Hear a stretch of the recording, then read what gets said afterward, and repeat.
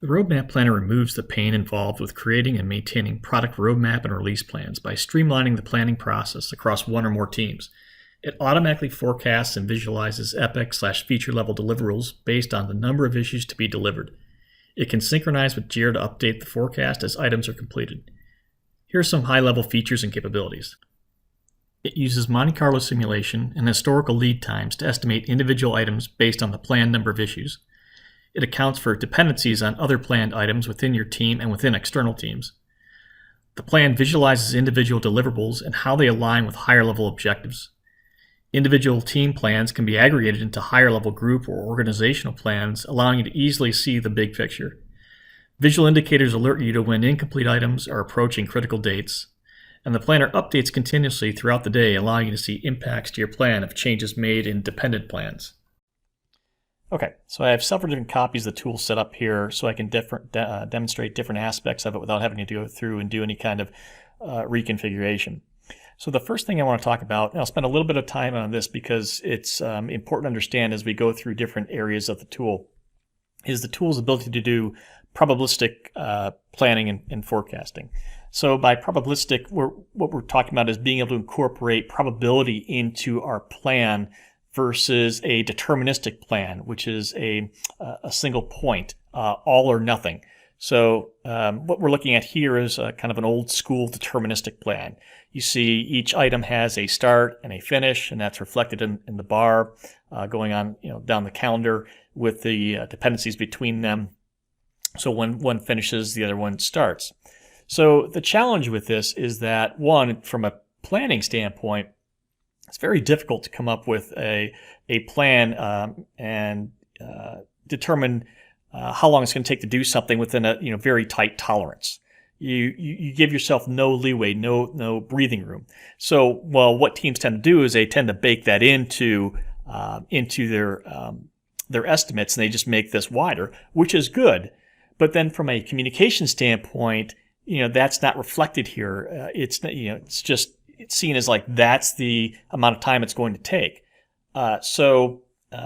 It conveys an illusion of certainty and precision in the plan, and that there's no way to show the uncertainty in how long things are going to take to do. So let's contrast that with a probabilistic example. So here, what we have is for each item is estimated based on a range. So you have an optimistic range, which is the light blue bar, the shortest amount of time. And then you have a more pessimistic range, which is the light blue and the dark blue combined.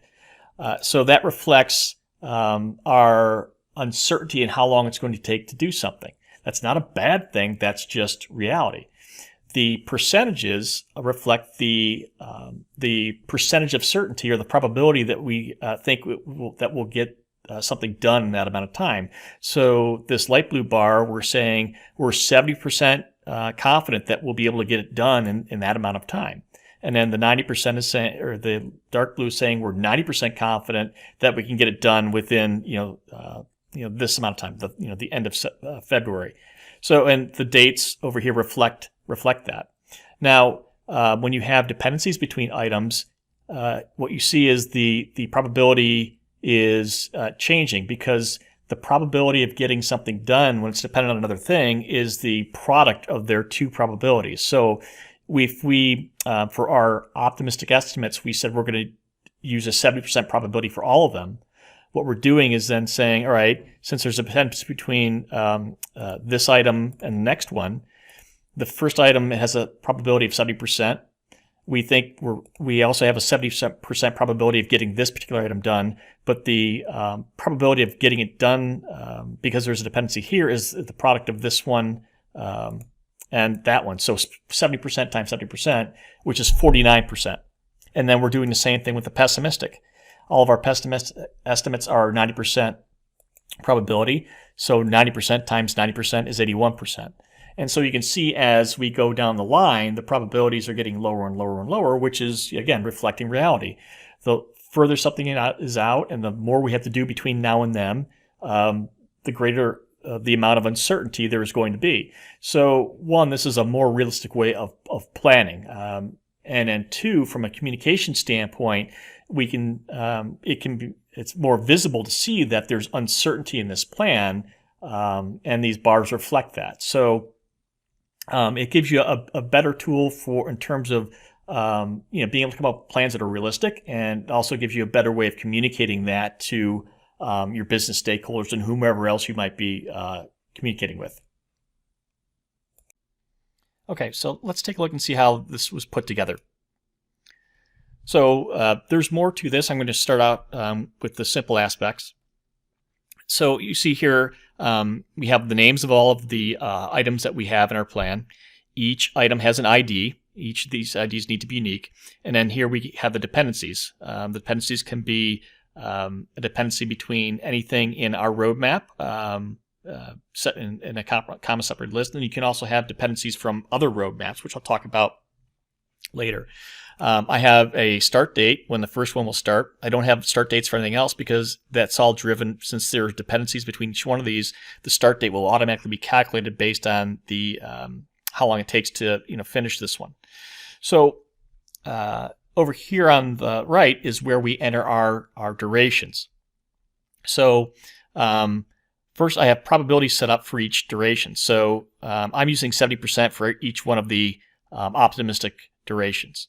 So here is where I enter my optimistic durations, and then here's where I enter my pessimistic durations. So this is our range. So we're saying for this first one, the event service enhancement is going to take between 18 and 24 days. We're 70% confident in that 18-day estimate. We're 90% confident in that 24-day estimate. You can use any percentages you want. You don't need to use the same probabilities for each one of these items. But generally speaking, when I'm planning with teams, I think it's generally a good idea, unless there's some real good reason to change that for a particular item. We agree on what's the range that we want to use. So that's all there is to setting up the plan. And then once you have that input, you just hit Update Roadmap, and it will go and basically redraw the roadmap for you.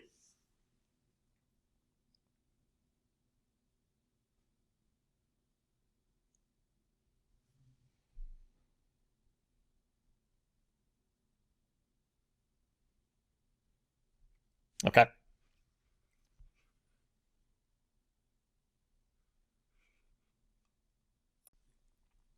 Okay, so that was an example of a simple probabilistic plan where we're manually entering the durations. So let's look at a different one now and show an example of a little bit more sophisticated planning approach. So with this one, rather than enter our durations manually, we're going to take advantage of the Monte Carlo simulation that's built into the tool to have it calculate our estimations for us based on the number of stories and or bugs or whatever issues that we're going to have to implement for each one of these items, and the historical lead or cycle times that we've had from past efforts. And maybe I should have mentioned before, the plan here, we're planning this at kind of epic or feature level, where there's going to be child stories or bugs associated with each of them. So here, what we're saying is for this particular item, customer profile update service, the team thinks it's going to be between 3 and 6 stories. So again, we're using ranges to plan rather than just saying we think it's going to be 3 stories or 5 stories, and we think it's going to be 10% work. Now, without going into a whole lot of detail, the question may come up: well, wait, you can't possibly estimate that if you don't know what those stories are. Well, again, because there's not necessarily a strong correlation between the size of things and how long it takes to do them because of delay. Size really doesn't matter. So we can just plan at a story level or an issue level without having to worry about exactly how big things are. And this is getting us in a ballpark. This is not going to be exact, but it's going to get us in a reasonable ballpark figure in terms of the time it's going to take. So we're saying between 3 and 6 stories, and then we think there's going to be 10% unplanned work that we want to account for. And then with every story, I usually have teams also plan out a bug or a number of bugs that we think we're going to have, and that's usually a function of, you can usually just look back at your reporting to say, on average for every story, how many bugs do we have, and you can use that as just kind of a multiplier. So again, same thing, between 1 and 2 bugs with 10% unplanned work, and we're not going to have anything else. We could put in other types of issues in here if that's going to be involved in terms of implementation here, but in this case, we're just going to keep it relatively simple. So basically, I'm just going through and I'm entering the number of stories for each item that we're putting in here, and then once I've done that, again, I just have to go and run the update roadmap, and it will automatically calculate all this for me.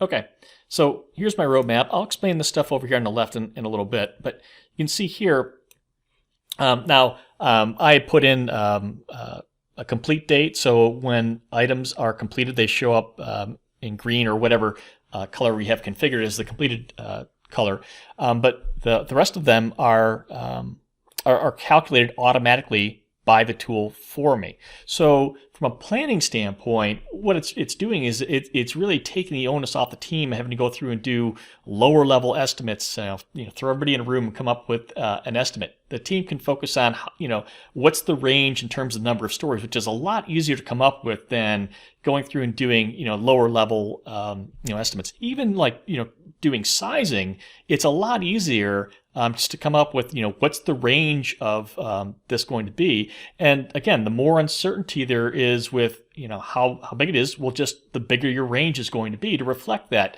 uncertainty. So you can now, do planning in a fraction of the time that it would normally take to go through and do more traditional approaches to it. So it really simplifies, the planning process.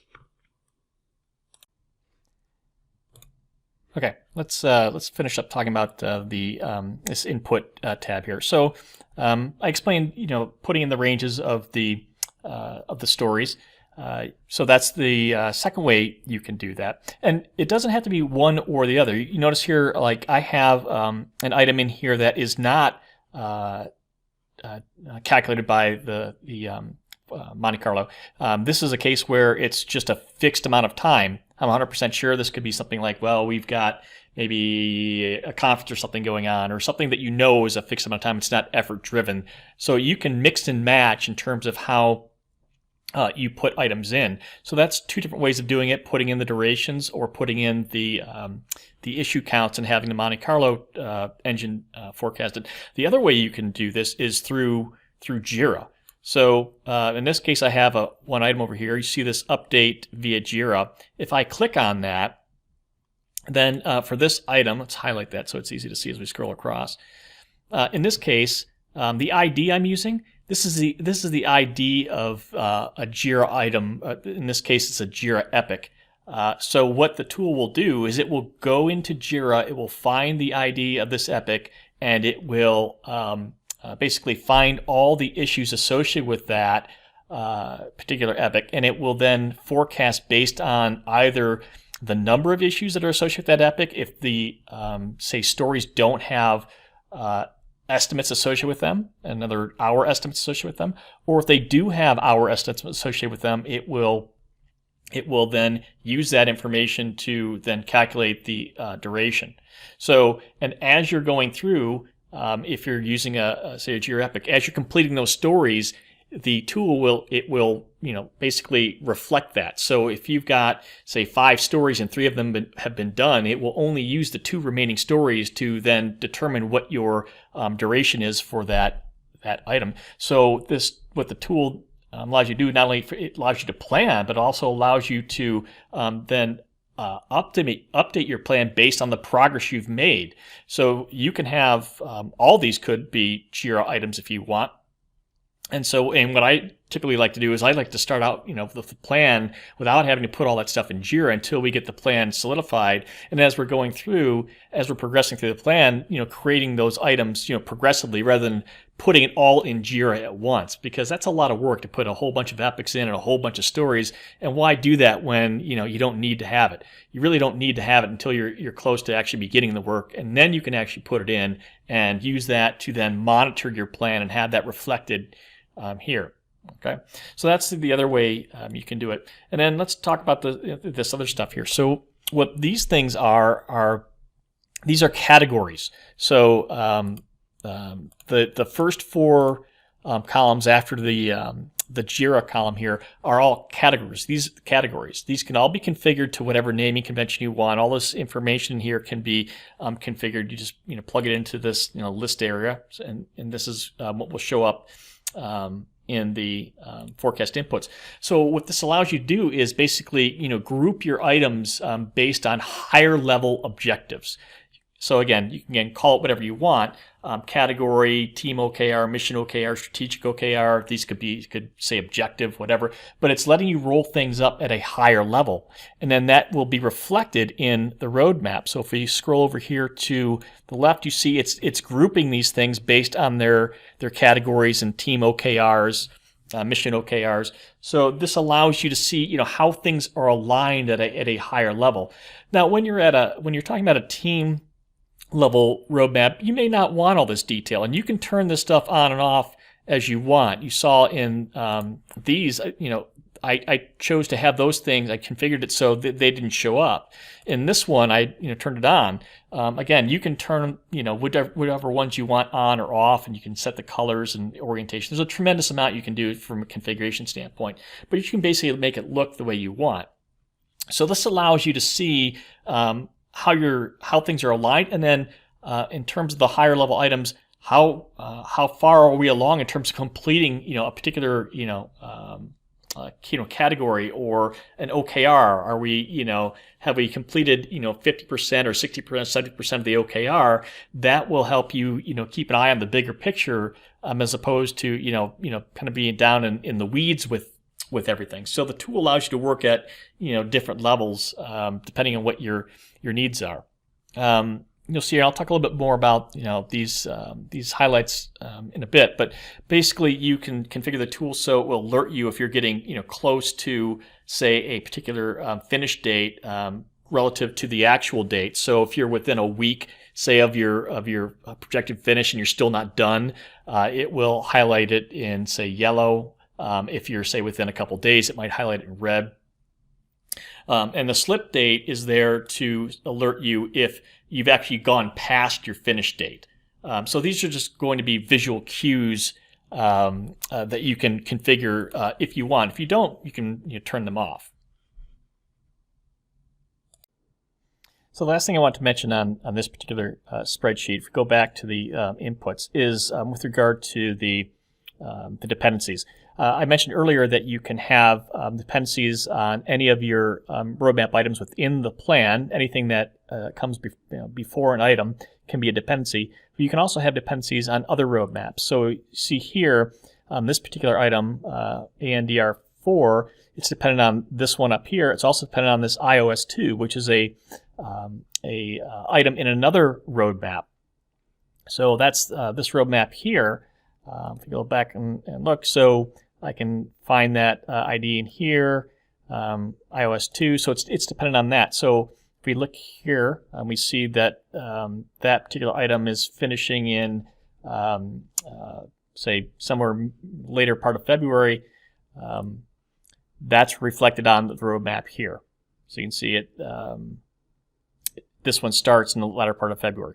So it's a pretty powerful mechanism. So you can link these together, and then so as roadmaps, as different teams are updating their plans, as they're progressing, and dates are changing to reflect that, your plan will update based on that as well. So it makes it really easy to keep, again, an eye on the big picture and understand when you have complex programs that are going on with lots of teams involved, it can be very difficult to understand the ramifications if someone slips in terms of a delivery date for something that you're expecting. This will help you monitor that and understand what's the impact of it. So again, this is what's allowing you to do continuous planning. And I think that's one of the things that's very difficult to implement actually implementing continuous planning is it's difficult to manage dependencies. So this gives you a way of managing and monitoring dependencies. In terms of how that's actually, how is that linked up? In the configurations, you have these imported roadmaps, and all I'm doing is I have the ID of that spreadsheet in here, so iOS team, and so it will go and grab all the information from that and use that to monitor this, to update your plan based on the dependencies. You can have as many of these as you want in here. So I'll go through the configurations a little more later on. For now.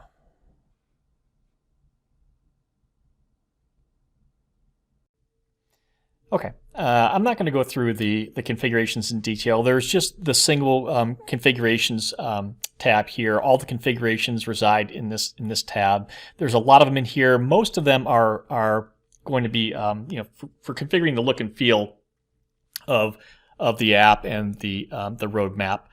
There's a few others in here that you can set your Jira instance and the frequency that it updates. But again, you don't need to know all that for what we're doing here. All right, so the last thing I want to show is how you can use this for master roadmaps or organization level roadmaps. So what this is this is reflecting several roadmaps all in one. So if we go back to the configurations, you can see that, let me zoom in here so you can see it. All I've done is I've just put in the IDs of each of the roadmaps I want included in here, and then all I have to do is then set this as a master roadmap. I just set that to true, and then this will automatically reflect all those child roadmaps in one view. So the other thing that this is doing is it doesn't just group them by team, rather it's grouping them by whatever I've set up as far as these different categories. So this again allows me to see, at a high level, how am I progressing overall towards these objectives with multiple teams, and that's something again it's very difficult to do with a lot of tools. They don't give you the ability to see the plan at this level and see how it's progressing. So you can see these visual indicators in here showing me that, hey, I'm getting close to the projected finish date of these. And if I've slipped past it, it will indicate things in different colors depending on how you've configured it. So it gives you a real easy way of planning at a high level, and also monitoring the progress of those different objectives over time. So let's look at an example of that monitoring. So we'll use this blockchain validation service. So remember in the Android plan that that blockchain validation service, it had a dependency on this iOS 2 item in this roadmap. So if we come in here and let's change this this one, let's make it something really big so it stands out. So we'll make it 30 stories, and then I will update this roadmap.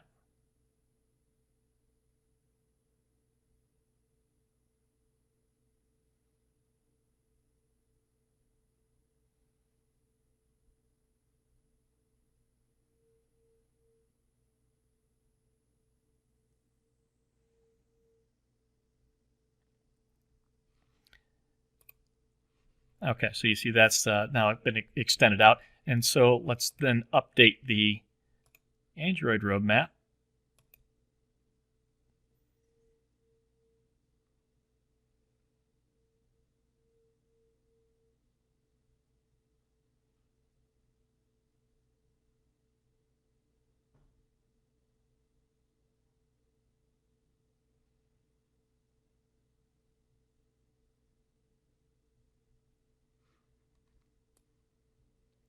And we see it's been pushed way out because of its dependency on that. So, and then if we go back and update this one.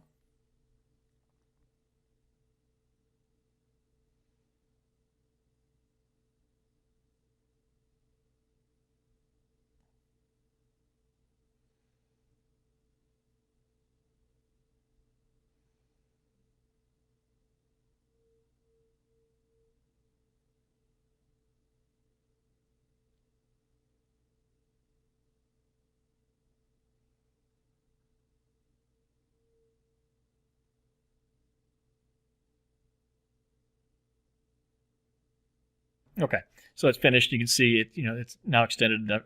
Plans actually going out to June now. Before it was in May.